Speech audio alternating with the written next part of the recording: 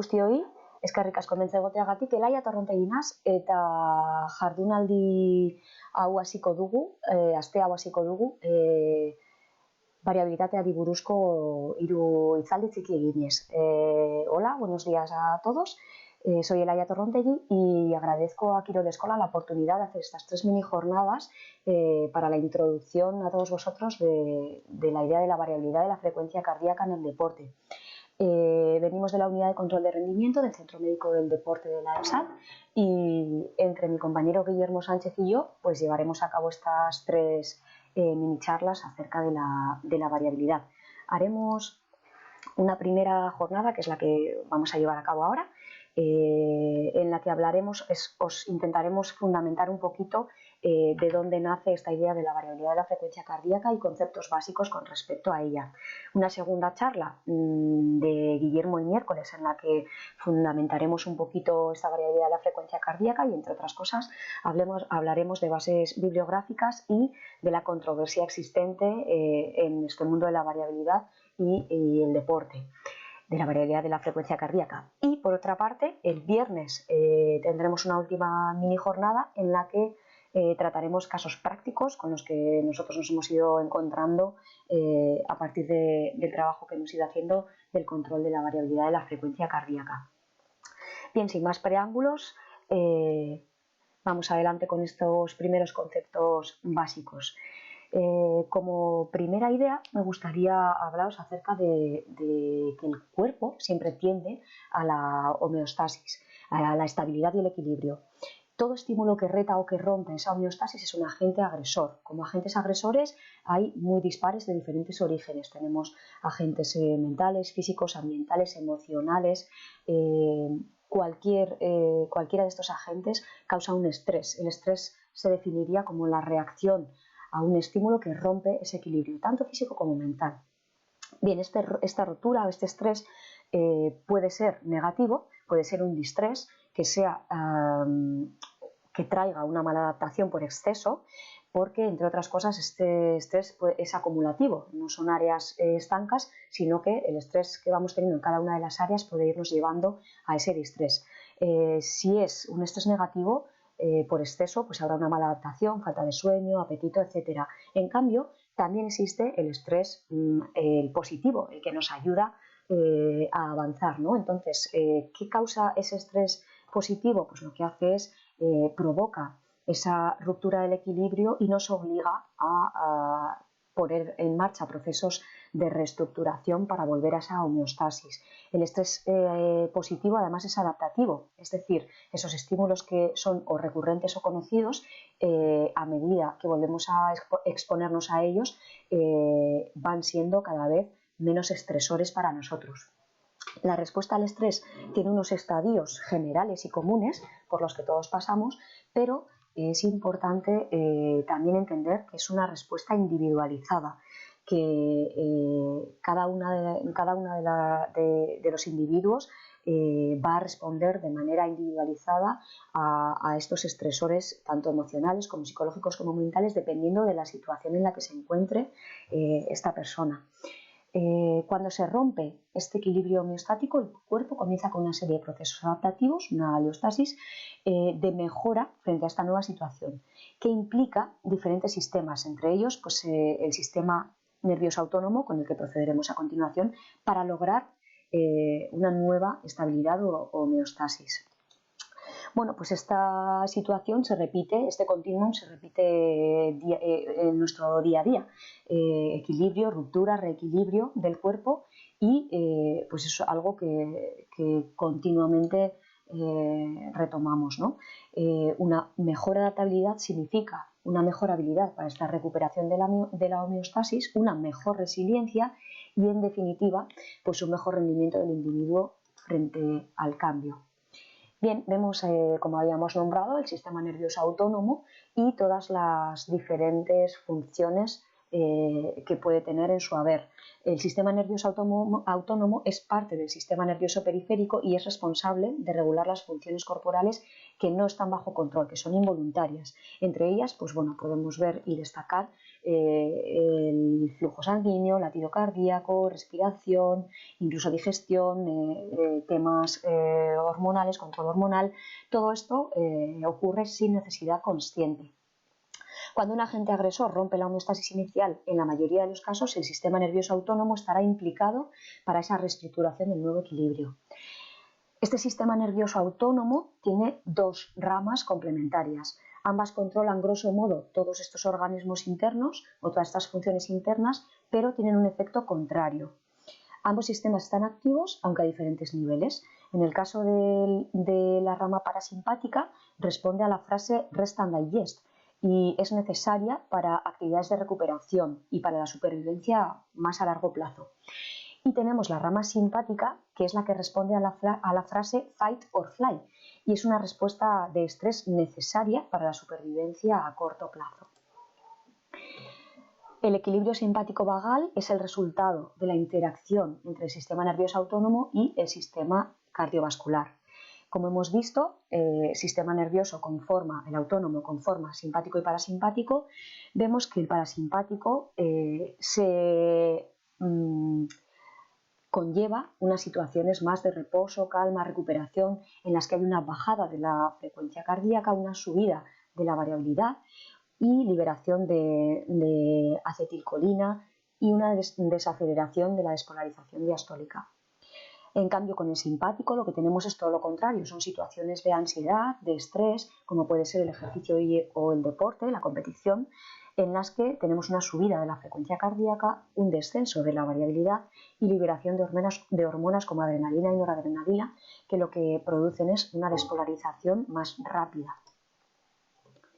Bien, pues como hemos dicho, sistema nervioso autónomo, un control autónomo de las funciones involuntarias de los órganos internos del cuerpo. Muchos de los mecanismos que regulan el cuerpo o el sistema que son llevados a cabo por el sistema nervioso autónomo afectan al corazón y al ritmo de sus latidos. Entre ellos, sistema respiratorio, sistema cardiovascular, mecanismos a largo plazo como los ritmos circadianos, temperatura corporal, patrones hormonales. Bien, pues al final lo que vemos es que todos estos influyen en la variabilidad de la frecuencia cardíaca y por consiguiente la variabilidad de la frecuencia cardíaca sería un preciso medidor no invasivo del sistema nervioso autónomo y del balance entre ese sistema nervioso parasimpático y el sistema nervioso simpático. Es importante, llegados a este punto, diferenciar entre lo que es la frecuencia cardíaca, ¿vale?, que sería el promedio de latidos por minuto, con respecto a la variabilidad de la frecuencia cardíaca, que serían los intervalos de tiempo entre picos RR consecutivos de un complejo QRS dentro de la despolarización ventricular. Bien, con el gráfico que vemos a la izquierda nos queda un poquito más clara esta diferenciación. Los dos gráficos que hay a la izquierda son un mismo registro de frecuencia cardíaca, ¿vale? En el caso de arriba tenemos un gráfico que nos muestra el promedio de la frecuencia cardíaca por minuto. En cambio, lo que tenemos abajo es un tacograma latido a latido del mismo registro. ¿Qué pasa? Que la frecuencia cardíaca es un promedio de latidos por minuto y nos lleva a pensar erróneamente que el intervalo entre esos latidos debería de ser constante. Como vemos en la gráfica de la derecha, eso no es real. La variabilidad de la frecuencia cardíaca lo que nos está indicando es precisamente que esos intervalos RR tienen duraciones diferenciadas y esas diferencias de duraciones es lo que vamos a intentar interpretar. ¿Qué causa esa variabilidad en esos intervalos, en la frecuencia cardíaca? Pues es el resultado de los procesos de adaptación para retomar una homeostasis del cuerpo. Esto puede ser o bien por estímulos o bien por procesos regulatorios internos del cuerpo. Recordamos que el ritmo y la frecuencia del corazón están bajo la influencia del sistema nervioso autónomo y muchos de los mecanismos de regulación del cuerpo afectan al corazón y al ritmo de sus latidos. Mecanismos que hemos estado comentando antes, sistema respiratorio, sistema cardiovascular, pues un montón de funciones que vienen derivadas del sistema nervioso autónomo. Por lo tanto, la variabilidad de la frecuencia cardíaca nos está dando información acerca de la actividad del sistema nervioso autónomo y más concretamente de sus dos ramas, la simpática y la parasimpática. Bien, atendiendo a nuestro objeto de estudio, que es la utilización de la variabilidad de la frecuencia cardíaca en el deporte, nos vamos a centrar en unas áreas en concreto que entendemos que ofrecen una lectura y una comprensión más sencilla y de aplicación más directa con el deportista y el control del entrenamiento mediante la variabilidad de la frecuencia cardíaca. Es un ámbito muy amplio, con lo cual entre el tiempo que tenemos y que estamos iniciándonos, pues necesitamos acotar un poquito. Vamos a tratar de coger la información que para iniciarnos sea más sencilla, ¿vale?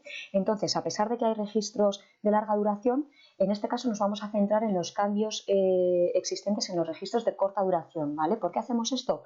Por su mayor reproducibilidad y porque tiene más facilidad tanto en cuanto a la medición como en cuanto a la comprensión de los datos. Los dispositivos, a día de hoy tenemos multitud de dispositivos que son muy válidos para el registro de la variabilidad de la frecuencia cardíaca. Lo que sí va a ser importante es que cualquiera de los dispositivos que utilicemos nos cercioremos de que sea preciso. Y luego, en cuanto al tipo de señal, tampoco nos vamos a parar excesivamente en explicar los tipos de señales, ¿vale? Pero sí nos quedamos en este caso con que para que la medición de corta duración, para realizar esa medición de corta duración y un registro de ella, necesitamos que esa señal estocástica o aleatoria sea estacionaria, es decir, que alguno de los aspectos de su estructura estadística permanezca constante.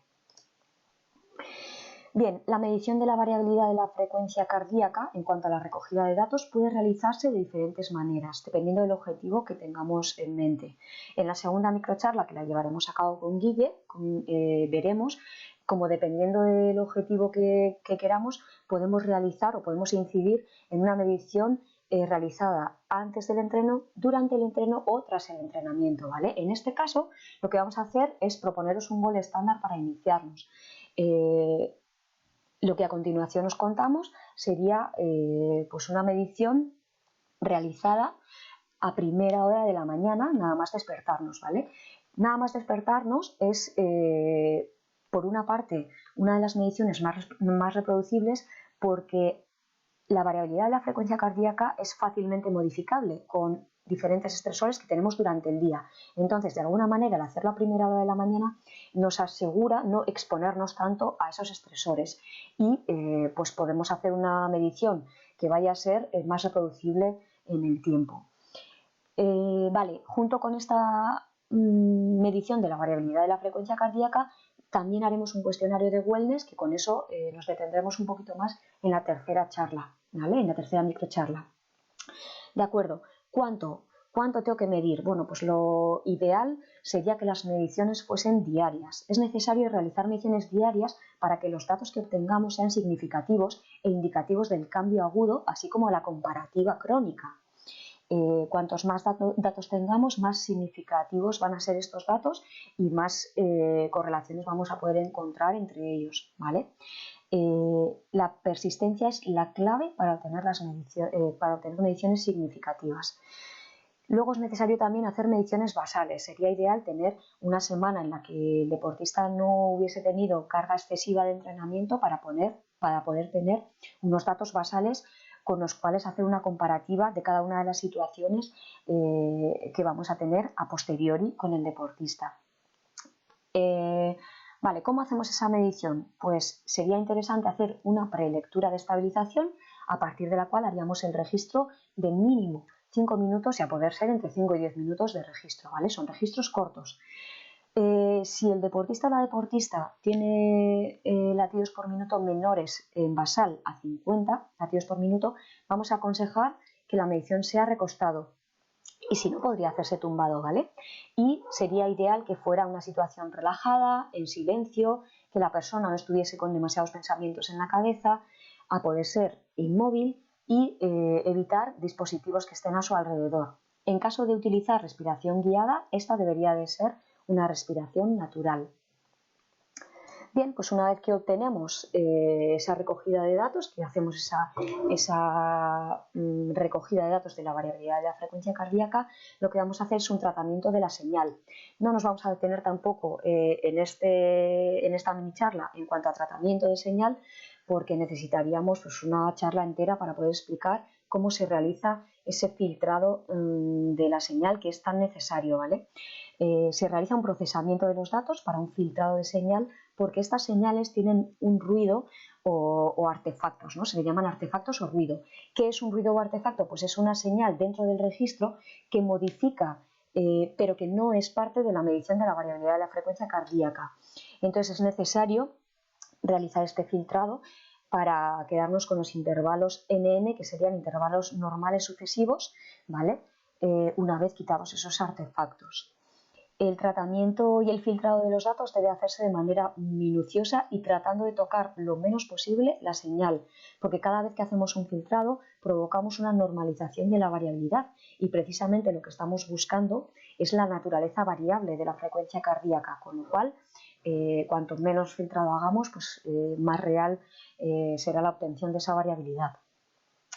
Existen programas gratuitos como Cubios y Artifact que ofrecen de manera muy intuitiva hacer un filtrado de la señal.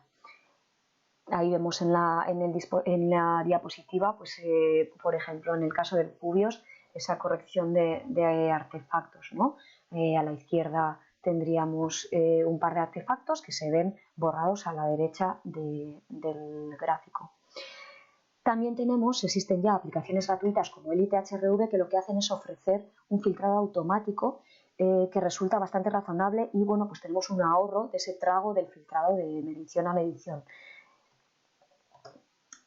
Bien, una vez que hacemos ese filtrado, pues tenemos los métodos de evaluación. En el ámbito de la variabilidad de la frecuencia cardíaca, estos métodos son amplios y ofrecen multitud de posibilidades. Los métodos de evaluación son muchos, muy diferentes y algunos de ellos son especialmente tediosos. Entonces vamos a tratar de centrarnos en explicar aquellos que ofrecen una lectura y una comprensión más sencilla de los datos y que tienen una aplicación más directa con el deportista y con el control de la carga de la variabilidad de la frecuencia cardíaca.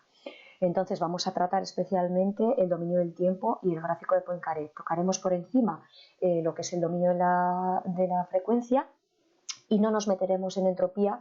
Quizá pues esta medida de desorden y de impredecibilidad la tocará un poquito Guille en la segunda mini charla.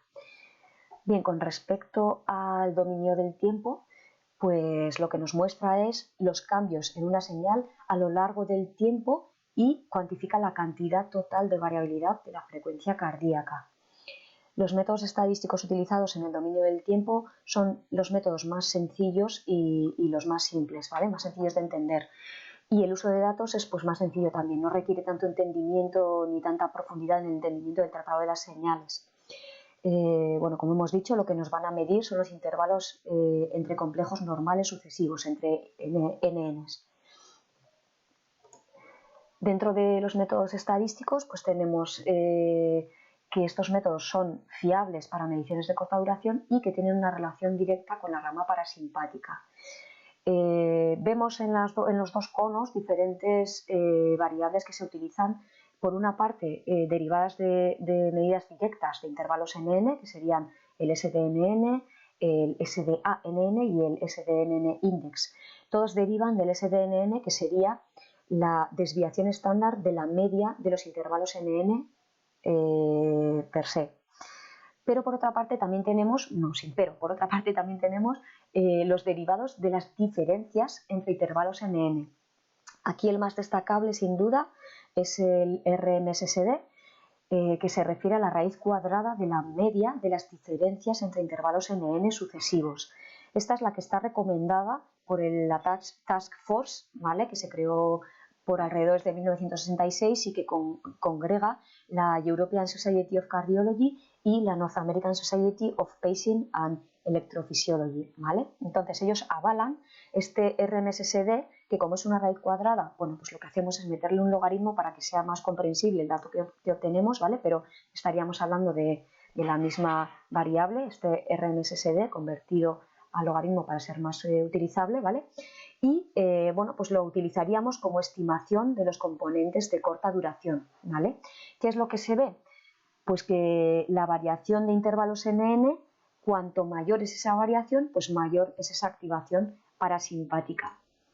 Aquí tenemos, sin detenernos demasiado tampoco, valores de referencia de un estudio sacado a partir de un estudio de José Naranjo del 2015 Y bueno, pues lo que vemos así a grosso modo es que en población no deportista no se encuentran grandes diferencias entre registros de 24 horas y registros de corta duración, pero en población de deportista ahí sí que empezamos a ver diferencias y que además los sujetos más entrenados bueno, pues tienen más elevados los valores de corte. En cuanto al dominio de frecuencia, nombrarlo por encima, ¿vale? Porque la complejidad de su lectura es importante y bueno, pues el entendimiento es un poquito más costoso, entonces preferimos quedarnos con el dominio del tiempo. El dominio de la frecuencia nos habla del análisis de la densidad espectral de potencia, entendido como potencia de la señal, entendía la varianza como potencia de la señal. Como vemos, hay 4 frecuencias, cada una de ellas un poquito metida en diferentes rangos de hercios, y nos vamos a quedar especialmente con 2 de estas 4 frecuencias que son las más utilizadas. Por una parte, la high frequency, que tendría relación con mecanismos de respiración y que tendría correlación con el PNN50 y el RMSSD, que acabamos de hablar de él, que serían pues, aspectos que nos darían información acerca de la activación parasimpática. Por otra parte, la segunda frecuencia que es de las más utilizadas es la low frequency, que tendría relación con mecanismos de presión sanguínea, varoreflectores en la respiración y que correlaciona con ambas ramas, tanto la simpática como la parasimpática. De aquí obtenemos un ratio, el ratio low frequency, high frequency, que tiene mucha relación con el balance del sistema nervioso autónomo. Cuando este ratio es mayor, el ratio low frequency, high frequency, estamos teniendo una predominancia del sistema simpático. En cambio, cuando este ratio es menor, la dominancia sería para el sistema parasimpático. Bien, por último tenemos dentro del análisis no lineal, que esto lo cogemos entre comillas, ¿vale? El análisis no lineal, tenemos el gráfico de dispersión de Poincaré. Este gráfico de dispersión lo vemos en la diapositiva. Lo que vemos son cada intervalo de RR representado frente al anterior. Si todos estos intervalos RR tuvieran un mismo valor, fueran idénticos, lo único que podríamos ver en esta gráfica sería un punto. En cambio, si la variabilidad es alta, se verá una nube de puntos con una forma de elipse. Cuanto mayor es la variabilidad, mayor va a ser esta elipse. Inicialmente, este gráfico de dispersión de Poincaré se entendía como cualitativo, como no lineal, pero después comenzó a verse un análisis cuantitativo que puede realizarse a partir de los diámetros o atendiendo a los diámetros del SD1 y el SD2, que es lo que vemos en esta gráfica, ¿vale? Bien, el SD1 lo que hace es medir la dispersión de la nube o la desviación estándar, en sentido perpendicular a la línea de identidad. Ahí tenemos la línea de identidad, pues sería la dispersión en sentido perpendicular. Y en cambio, el SD2 lo que hace es medir la dispersión a lo largo de esa línea de identidad, ¿vale? Bien, el SD1 se comporta de forma proporcional al sistema parasimpático, con lo cual un acortamiento del SD1 muestra una reducción en el estímulo parasimpático. Y además ese SD1 correlaciona muchísimo con el RMSSD del que estábamos hablando en el dominio del tiempo.